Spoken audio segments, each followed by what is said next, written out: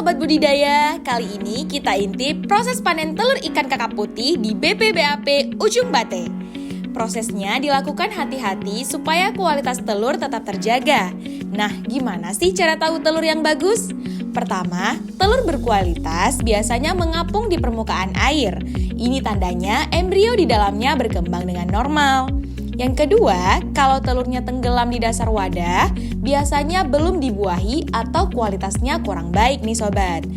Yang ketiga, perhatikan warna telur. Telur yang bagus warnanya bening kekuningan.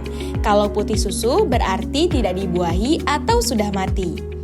Seleksi kayak gini penting banget nih, karena telur yang berkualitas akan menghasilkan benih ikan kakap putih yang sehat, unggul, dan siap tebar. Inilah salah satu tahap penting untuk mendukung perikanan budidaya nasional lewat penyediaan benih yang berkualitas dan berdaya saing tinggi. BPBAP Ujung Bate dari Aceh untuk Indonesia. Salam budidaya!